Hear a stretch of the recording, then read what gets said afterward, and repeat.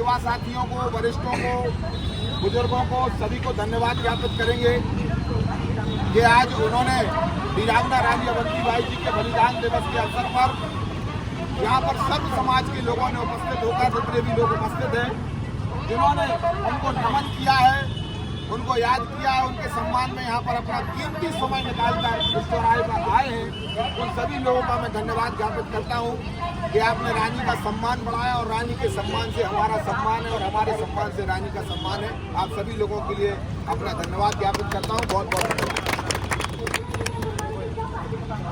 यहाँ पर जितने भी लोग उपस्थित हैं, सभी लोग हमारे लिए महत्वपूर्ण हैं, सभी लोग इम्पोर्टेंट हैं, क्योंकि सभी लोगों की हर वर्ष लगभग जितने भी लोग यहाँ पर हैं, सबकी पिछले 10-15 वर्षों से, जब से हम लोग रानी अवंतीबाई जी का बलिदान दिवस और जयंती मना रहे हैं, लगभग ये चेहरे वो हैं कि जिनकी हर बार उपस्थिति होती है और रानी अवंतीबाई जी को नमन करने के लिए आते हैं, तो मैं सभी को नमन करता हूँ। 1857 की जब क्रांति हुई तो उसमें प्रथम महिला स्वतंत्रता संग्रामी अगर कोई कहलाए तो वीरांगना रानी अवंतीबाई लोधी कहलाए। जैसा अभी सर बता रहे थे, डॉक्टर राजपूत सर, कि सबसे पहले अगर बुंदेलखंड में किसी ने क्रांति लेकर आई तो वीरांगना रानी अवंतीबाई लोधी लेके आई।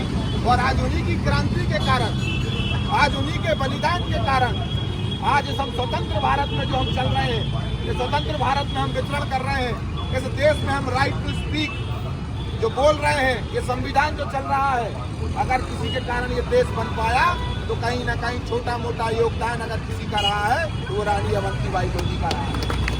अन्यथा इस देश में क्रांति की अलग जगाने के लिए और समय लग जाता अगर ऐसे शहीद नहीं होते। इसलिए आज के युवाओं को ऐसे शहीदों से अपने जीवन में प्रेरणा लेना चाहिए कि हम उनको अपने जीवन में आत्मसात करें और उनको आत्मसात करके आज की डेट में हमें किसी से लड़ने की जरूरत नहीं है। देश आजाद हो चुका है, परंतु ऐसी व्यवस्थाओं के खिलाफ लड़े जो इस देश को कमजोर बनाने का काम कर रहे हैं। हमें उनसे ये सीख लेने की आवश्यकता है, तभी सच्ची श्रद्धांजलि वीरांगना रानी अवंतीबाई जी को होगी। और सागर में आप सब लोगों की मेहनत से, लोधी क्षत्रिय महासभा की मेहनत से, सभी लोगों की मेहनत से जब सागर में प्रथम कार्यक्रम डॉक्टर मोहन यादव जी का हुआ तो उन्होंने सागर में रानी अवंतीबाई लोधी विश्वविद्यालय देने का उन्होंने जो काम किया, उनको सम्मान देने का काम किया।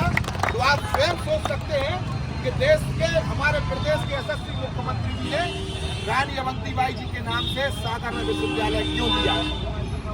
इसलिए दिया क्योंकि बुंदेलखंड में अगर बलिदान का सबसे बड़ा अगर कोई उदाहरण है तो रानी अवंतीबाई लोधी है। इसलिए उन्होंने रानी अवंतीबाई जी के नाम से सागर में इतना बड़ा विश्वविद्यालय देने का काम किया। और मैं युवा साथियों से बोलना चाहता हूँ, यहाँ पर उपस्थित जितने युवा साथी हैं, मैं उनसे अपील करना चाहता हूँ, निवेदन करना चाहता हूँ कि रानी अवंतीबाई के जो विचार हैं, मैंने आपको बोला उनको आत्मसात भी करना है, परंतु हमें इस बात का भी संकल्प लेकर जाना है कि जब भी जयंती हो, बलिदान हो, जिसकी भी हो, वो किसी समाज का नहीं होता। अवंतीबाई हो, झांसी की रानी हो, भगत सिंह जी हो, 23 मार्च को भगत सिंह जी का बलिदान दिवस, ऐसे लोगों को हम नमन करें और सम्मान करें, क्योंकि तभी देशभक्ति का भाव हमारे युवाओं के अंदर जागेगा। कहते हैं ना, अभी हमारे सुमित भाई कह रहे थे, शहीदों की मजारों पे लगेंगे हर बरस मेले, वतन पे मर मिटने वालों का बाकी यही निशा होगा। इसलिए हमें शहीदों की मजारों पे, शहीदों की चिताओं पे अगर मेले लगाने हैं तो युवाओं को उस बात से परिचित कराना पड़ेगा कि इस देश की आज़ादी हमें यूं नहीं मिलेगी। और किसी भी समाज का गौरव, किसी भी समाज का मान सम्मान अगर किसी से होता है तो उसके इतिहास से होता है, और वह समाज कभी भी इतिहास नहीं बना पाता जो इतिहास को ना जाने और इतिहास को ना पढ़े। इसलिए आज की पीढ़ी को अगर इतिहास बनाना है और आपकी आने वाली पीढ़ी को सम्मान मिले, आपको सम्मान मिले, तो अपन को अपना इतिहास बचा कर रखना पड़ेगा। अपन को अपने इतिहास में जिन्होंने बलिदान दिया है उनको नमन करना पड़ेगा, तभी आज की पीढ़ी को सम्मान मिलेगा, तभी आने वाली पीढ़ी को सम्मान मिलेगा। आखिरी बात बोल के मैं अपनी बात को समाप्त करूंगा।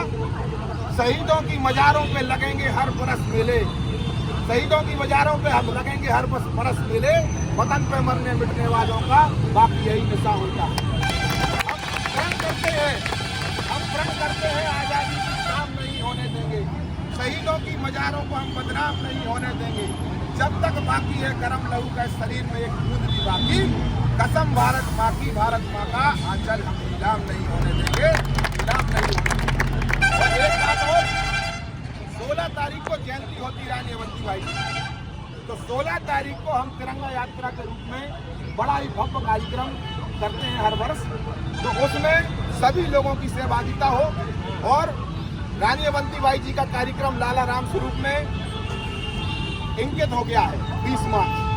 तो इसको जिस तरीके से मुख्यमंत्री जी मध्य प्रदेश में बनाया जा रहा है रानी अवंतीबाई जी का बलिदान दिवस, ठीक उसी तरीके से जितने भी सरकारी विभाग हैं, सरकारी संस्थाएं हैं, उनके द्वारा भी रानी अवंतीबाई जी का बलिदान दिवस मनाया जाए। हम ये प्रयास करें। भारत माता की जय, वंदे मातरम।